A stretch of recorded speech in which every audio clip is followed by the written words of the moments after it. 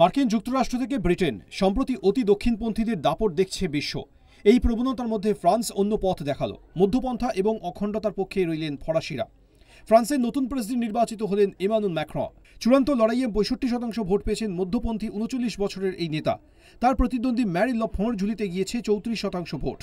ফ্রান্সের ইতিহাসে সর্বকনিষ্ঠ প্রেসিডেন্ট নির্বাচিত হয়েছেন ম্যাক্রঁ। তরুণ এই নেতার উত্থান অবশ্য একেবারে সিনেমার মতো। প্রেমে পড়েছিলেন নিজের থেকে ২৫ বছরের বড় এক শিক্ষিকার। পালিয়ে গিয়ে ৩ সন্তানের মা ব্রিজিট মারিয়ে ক্লদকে বিয়ে করেছিলেন। ৩ বছর আগেও লোকচক্ষুর আড়ালেই ছিলেন ম্যাক্রঁ। ব্যাংকের ইনভেস্টর হিসেবে দক্ষতা দেখানো ইমানুয়েলকে মন্ত্রিসভায় এনেছিলেন ফ্রাঁসোয়া ওলাদ। বছর দুয়েক অর্থমন্ত্রকের দায়িত্ব সামলানোর পর মন্ত্রিত্ব ছাড়েন ম্যাক্রঁ। প্রেসিডেন্ট নির্বাচনে বছরখানেক আগে দল তৈরি করেন। তারপর ইতিহাস। এই ফল বলে দিচ্ছে মানুষ আশাবাদী। আমাদের অনেক সমস্যা আছে, তবে তা আমরা কাটিয়ে উঠব।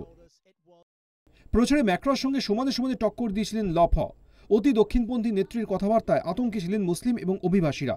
জিতলে ইউরোপিয়ান ইউনিয়ন থেকে ফ্রান্সকে বের করে নেওয়ার কথা বলেছিলেন লে পেন।